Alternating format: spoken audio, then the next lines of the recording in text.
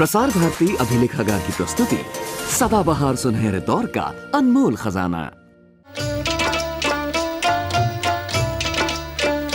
तन सूखा कुबड़े पीठ हुई, घोड़े पर जीन धरो बाबा।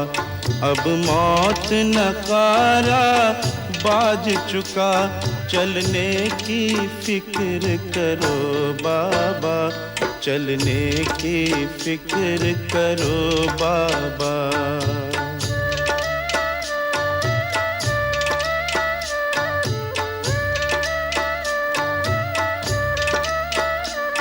बटमार अजल का आ पहुँचा तुक, इसको देख डरो बाबा।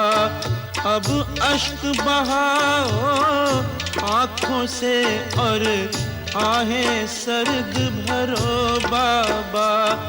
जब बाप की खातिर रोते थे, जब बाप की खातिर रोते थे, अब अपनी खातिर रो बाबा। तन सूखा कुबड़े पीठ हुई, घोड़े पर जीन धरो बाबा। अब मौत नकारा बाज चुका, चलने की फिक्र करो बाबा, चलने की फिक्र करो बाबा।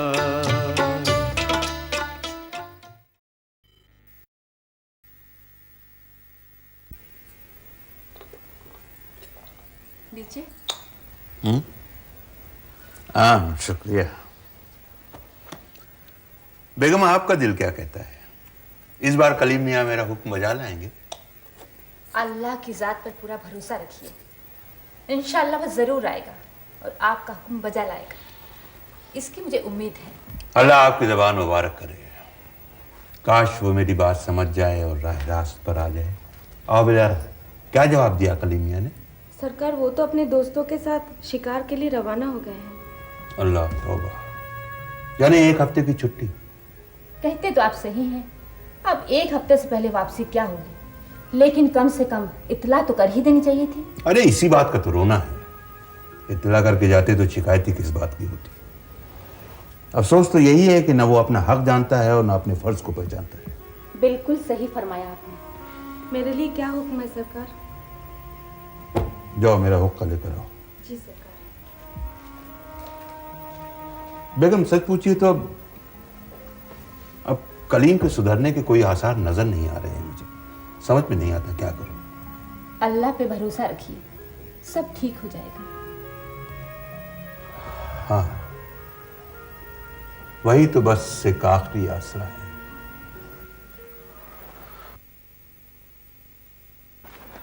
किस कदर गर्मी है।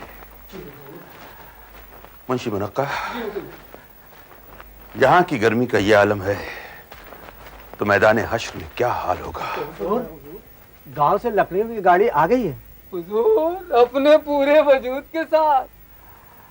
चलो अच्छा हुआ। कोई कह भी रहा था कि लकड़ियां खत्म हो रही। ये क्या किया तुम लोगों ने? हरा पेड़ काट दिया? इसके फलने, बढ़ने और फूलने के दिन थे। आखिर हर काम तुम लोग फितरत के खिलाफ क्यों करते हो?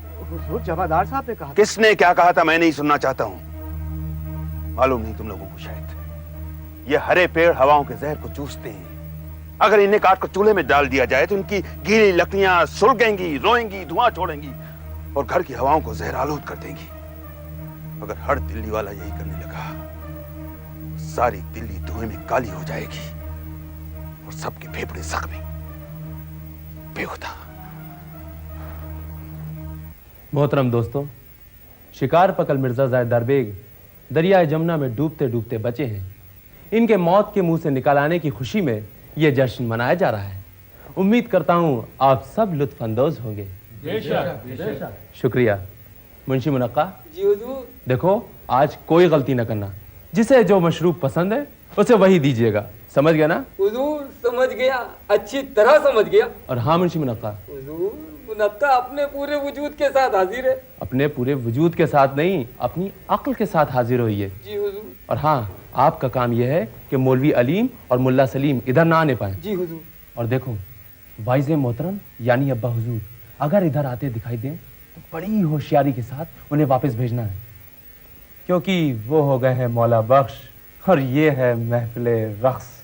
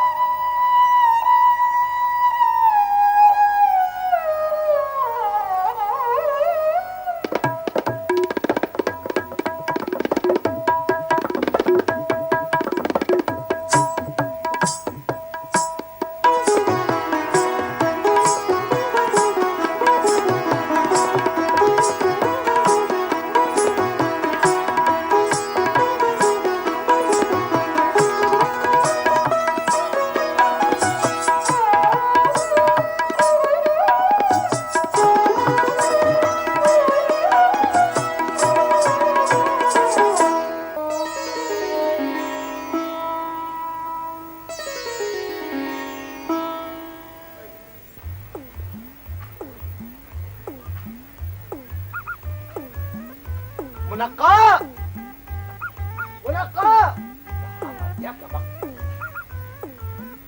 मुनक्का, आपको इतनी देर से आवाज दिए जा रहा हूँ, आप क्या सुनते ही नहीं? आ तो गया हूँ अपने पूरे वजूद के साथ, चीख क्यों रहे हैं? लगता है आज आपने सुबह सुबह कुछ ज्यादा ही मुनक्के खा लिए हैं, तभी गर्मी दिखा रहे हैं। देखिए मुझे मजाक बिल्कुल पसंद नहीं। हाँ, एक तो ये बकरियाँ कभी तू भी चबा लेती हैं, कभी रुमाल और ऊपर से आप।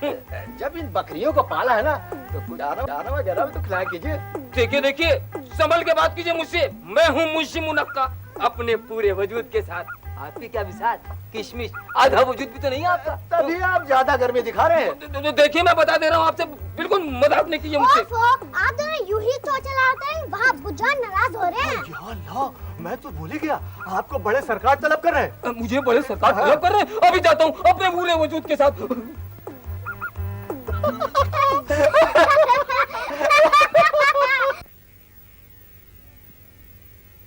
क्या हुआ, अब वो तरसते हैं इसी के वास्ते।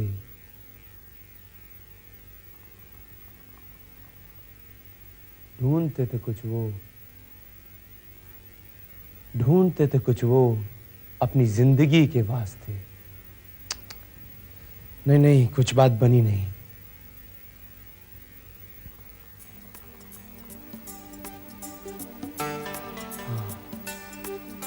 दिल हमारा ले गए थे दिल लगी के वास्ते। दिल हमारा ले गए थे दिल लगी के वास्ते। क्या हुआ, अब वो तरसते हैं हंसी के वास्ते।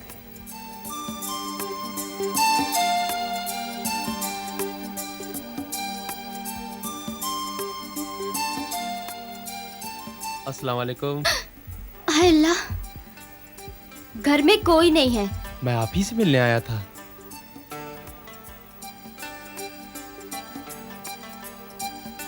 और घर में सब खैरियत है? रस्म अदा हो गई।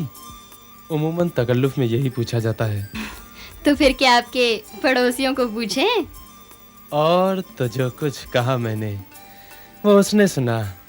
टाल गया दिल शिकन, दिल की जहां बात की। हाँ, अल्लाह बेनियाज है। यकीनन आप जैसे बंदों को देखकर यकीन हो जाता है। इस पर नाज का कोई रंग तो खुले। हर बात कह देने से उसके अंदर छुपे जज्बों का खून हो जाता है। और दिले बेताब इजहार न सुने तो उसकी आरज़ुओं का खून हो जाता है। एक खून से बचे और दूसरा सिर पड़ा। फिर मैं अभी आई। ये आज नहीं होगा। हया के पर्दे में जुल्म नहीं चलेगा। ये पर्दा चाक होकर रहेगा। अपनी आंखों पर एतबार कीजिए। क्यों उससे तकरार कर रहे हैं? वाह सुभान अल्लाह, आज मेरे ख्वाबों की ताबीर पाए तकमील तक पहुंची। वो आगे बढ़ गए राहे वफा में तमन्ना तो मेरी मुस्कुराकर। क्या हुआ, अब वो तरसते हैं हंसी के वास्ते। क्या हुआ, अब वो तरसते हैं हंसी के वास्ते। वाह, क्या शेर कहा, बहुत खूब, सुभान अल्लाह। वल्लाह कलीम मियां, जवाब नहीं आपका। कसम खुदा की, क्या सोचो फिक्र है। दिल हमारा ले गए थे दिल लगी के वास्ते। आह, शुक्रिया हुजूर, शुक्रिया। अरे भाई आप लोग तशरीफ तो रखिए। क्या बात है शायर आजम कलीम साहब, आज घर के बाहर कदम निकालने का इरादा नहीं है क्या? मतलब? भाई आज सुबह से हम शकील मियाँ के दौलत कदे पर आपका इंतजार कर कर के थक गए, और आप हैं कि आप अपने आप को इशरत कदे में कैद किए हुए हैं। क्यों भाई, कोई खास बात है क्या? जी खास बात तो यही है कि कलीम मियां इस वक्त अपने इशरत कदे में मौजूद हैं और वहां फूल वालों की सैर के मजे कोई और लूट रहा है। और आप हैं कि अपने साथ साथ अपने दोस्तों को भी फूल वालों की सैर से महरूम किए हुए हैं। कलीम मियाँ, आपको कुछ खबर भी है? आज मेले का आखिरी दिन है। भला सच बताइए, मैं अपनी इस गजल को पूरा करने में इस कदर मशगूल व मसरूफ हो गया कि मुझे ख्याल ही न रहा। तो तेरा शाम को मुलाकात होगी। जरूर जरूर। अरे भाई, फूल वालों की सैर हो और कलीम दहलवी ना पहुंचे। भाई कलीम मियाँ, हम लोग यही तो याद दिलाने के लिए आपके पास हाजिर हुए थे कि कहीं ये बात आपके जहन से उतर ना गई हो। अच्छा तो इजाजत दीजिए, खुदा हाफिज। खुदा हाफिज। खुदा हाफिज। सैर गुलशन कर नजर की ताजगी के वास्ते, सैर गुलशन कर नजर की ताजगी के वास्ते। बेदारा खाला जल्दी कीजिए, नमाज का वक्त निकला जा रहा है। लीजिए नन्ही उस्तानी जी, मैंने वजू पूरा कर लिया। अच्छा।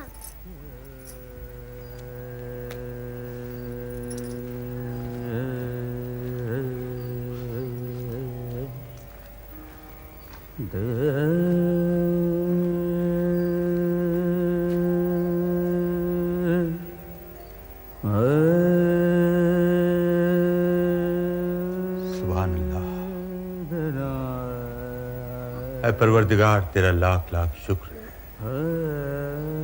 अगर तेरी मदद न होती तो मैं ये कैसे कर पाता। तू बड़ा रहीम है पालने वाले। अम्मी जान, अम्मी जान, अम्मी।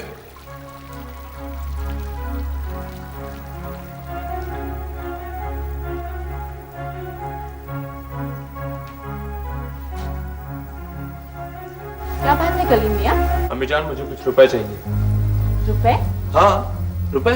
इसमें हैरत की क्या बात है अम्मी जान? हैरत की बात तो ये है बेटे, पिछले जुमेरात को जो तुमने 50 रुपए लिए थे उसका क्या हुआ? खर्च हुए। रुपए का काम है खर्च होना और मेरा काम है खर्च करना। इतनी फिजूल खर्ची, इतना इसराफ। लेकिन अम्मी जान, मैं खर्च करता हूँ, ये सबको मालूम तो है। एतराज तो आपको अपने मजले बेटे अलीम पर करना चाहिए। चटोरे तो वो हैं जिन्हें आप मौलवी समझती हैं। मालूम है, वो अपनी सच्चे मोतियों की टोपी बेच कर खा गए। सलाम अम्मी जान। सलाम भाईजान। क्यों अलीम बेटे, तुम्हारे भाईजान क्या कह रहे हैं? अगर बेच कर खाना साबित हो जाए तो जो चोर की सजा वो मेरी। तो क्या खो गई? कोई भी नहीं। अजब तमाशे का लड़का है, बेची नहीं, खोई नहीं, तो आखिर टोपी गई कहाँ? मैंने उसे कहीं बेजा तौर पे सर्फ नहीं किया है। अगर तुम्हारे यही लक्षण रहे ना तो तुम्हारी पढ़ाई लिखाई सब जाया। गोयम मुश्किल वगर ना गोयम मुश्किल। देखा अम्मी जान, देखा, मैं सच कहता था ना। लाइए दीजिए मुझे रुपए, मुझे रुपए दरकार है। मेरे पास नहीं है, जाओ अपने अब्बा जान से ले लो। आप जानती हैं मैं उनसे हरगिज नहीं मांगूंगा। तो तुम जाओ भाड़ में मेरी बला से, तुम्हारे अब्बू से पूछे बिना एक पैसा नहीं दूंगी। अब्बा अब्बा अब्बा, जिसको देखो अब्बा का दम मरता है। मुसीबत है,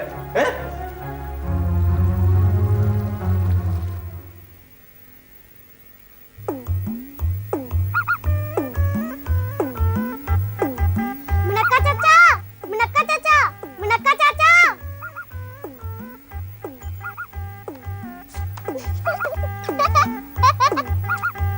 अरे छोटी सरकार, आप? हुक्म कीजिए।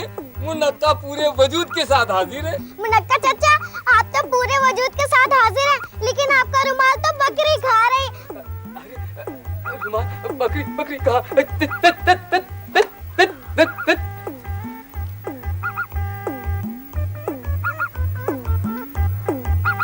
अरे बिटिया, अब जो होना था सो हो गया। ये बताइए आपका आना कैसे हुआ? अब्बू जान ने आपको याद किया है। ये सरकार याद फरमा रहे? अभी चलता हूँ अपने पूरे वजूद के साथ।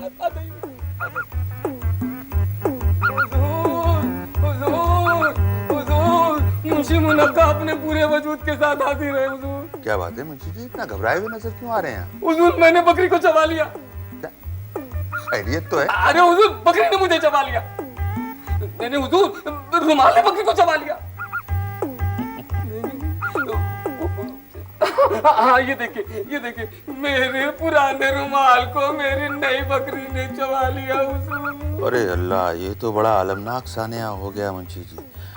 आप ऐसा करें, देखिए आपका खानदानी मामला है, बात घर के बाहर न जाने पाए, किसी दिन उसे सामने बिठा लिए और आपस में बात तय कर लीजिए। नहीं, अब आप जाइए और बराए मेहरबानी अलीम को मेरे पास भेज दीजिए। जी हुजूर, अपने पूरे वजूद के साथ भेज रहा हूँ आपके पास।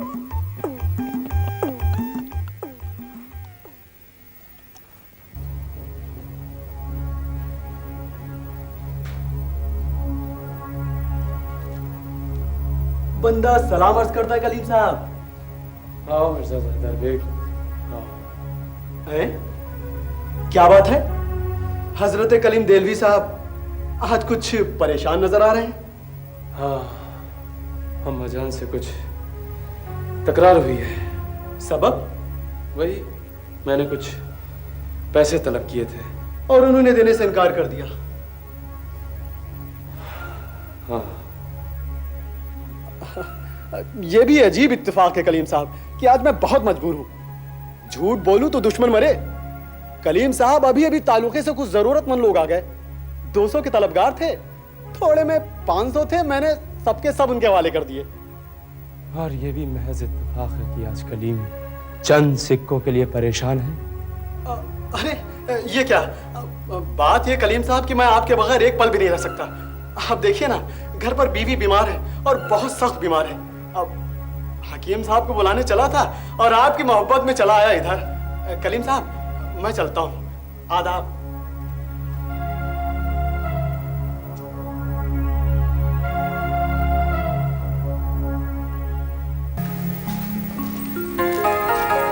अस्सलाम वालेकुम अब्बा जान, आपने याद फरमाया। वालेकुम अस्सलाम। अल्लाह तुम्हें नेक हिदायत दे। आओ बैठो। हुक्म दीजिए अब्बा जान। कुछ नहीं बेटे, कई दिनों से तुमसे मुलाकात नहीं हुई, तुम्हें देखा नहीं, सोचा कि तुमसे बातें करूं बुलाकर। जी हाँ, मदरसे के इम्तहान करीब हैं, इसलिए अपने हम जमात यहाँ पढ़ने चला जाता हूँ। हाँ, ये तो तुमने बताया था कि मकतब छोड़कर अब तुम मदरसे में दाखिल हो चुके हो। जी, हुआ यूं कि एक पादरी साहब सरे बाजार वाज कहा करते थे। मकतब से आते हुए लोगों की भीड़ देखकर मैं भी खड़ा हो जाता था। पादरी साहब के साथ किताबों का भी एक बड़ा भारी अंबार रहता था। वो अक्सर लोगों को उसमें से किताबें बांटते थे। मुझको भी लालच आया, मैंने सोचा चलो हम भी पादरी साहब से किताब मांगे। फिर क्या हुआ बेटे? पादरी साहब की दी हुई किताबों को पढ़कर तुमने कुछ हासिल किया? जो जो मैं उसे पढ़ता था, मेरा दिल उसमें लगता जाता था। उसको पढ़ने से मुझको मालूम हुआ कि मेरा तर्ज अमल जानवर से भी बदतर है और मैं रुए जमीन पर बदतरीन मखलूक हूं। अक्सर मुझको अपनी हालत पर रोना भी आता है और घर वालों का वतीरा देखकर मुझको वहशत भी होती है। उस किताब की बरकत से दूसरों की तकलीफ को मैं अपनी तकलीफ समझने लगा। मकतब और बहार तानिश को मैंने उसी दिन सलाम किया था। मकतब छोड़ने की इजाजत भी आपसे ना ले सका। उस वक्त आप दकन में थे। तुमने जो कुछ भी किया अपनी बेहतरी के लिए किया। दरअसल ये मेरी जिम्मेदारी थी कि मैं तुम्हें नेक राह दिखाता, लेकिन वो काम पादरी साहब की किताब ने कर दिखाया। लेकिन मुझे दुख है कि भाईजान ने शब बारात के पटाखे उस किताब को जलाकर छोड़ाए। ला हौल वला कुव्वत। नालायक है वो, नंगे खानदान। खैर, ये बताओ कि इतना कुछ पढ़ने के बाद उसको अमल में भी लाए तो? मैं इंसानों से हमदर्दी करता हूं। हमदर्दी की उस किताब में बड़ी ताकीद थी। खाकसारी और हमदर्दी शर्त ईसाइयत ही नहीं, शर्त इंसानियत भी है। दर्द दिल के वास्ते पैदा किया इंसान को, वरना अतात के लिए कुछ कम न थे करो बयां। सुभान अल्लाह, सुभान अल्लाह। एक बात बताइए बेटे, इन तमाम बातों को आप अमल में कहां तक लाए? मदरसे के हर तालिबे इल्म को मैं कुछ ना कुछ पढ़ा देता हूं। इम्तिहान के बाद जो वजीफा मुझे मिला मोहताजों में तकसीम कर दिया। बल्कि एक बार तो मैं दिक्कत में मुब्तला हो गया। वो कैसे? एक बार ईद में अम्मी जान ने एक कीमती टोपी बनाकर मुझे दी। मैं उसे पहनकर खाला जान के यहाँ जा रहा था। लाला जी, इस वक्त मुझे माफ कर दीजिए, घर का सारा सामान आपके सामने रख दिया। भाई ये हमें कुछ नहीं सुनना, हमें तो अपनी रकम चाहिए, रकम, समझे? लाला जी, हमने अपने घर का सारा सामान तो रख दिया है। हाँ लाला जी, देखिए ना, उस बेचारी के हाथों से चूड़ियां तक उतरवा दी है लाला जी। ये भी अच्छी गई। अरे भैया, इस बेकार के सामान से हमें क्या लेना देना? असल की कौन कहे, इससे तो सूद भी ना निकलना।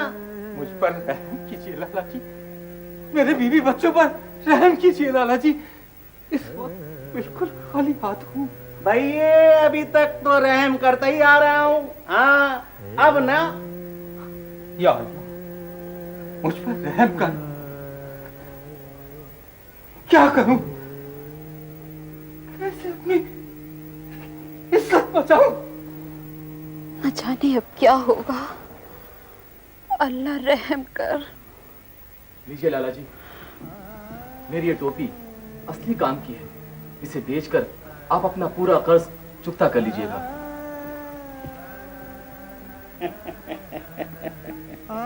भैया, मुझे तो अपनी रकम से मतलब है, वो मुझे मिल रही है और मुझे क्या चाहिए? बराए मेहरबानी खान साहब का सामान इन्हें वापस कर दीजिए। हाँ, क्यों नहीं, क्यों नहीं। संभालो भैया अपना एक कबाड़, ये लो अपनी चूड़ियां। कर अच्छी करनी नेक अमल तुम दुनिया से ले जाओगे, तो घर अच्छा सा पाओगे और सुख से बैठे खाओगे।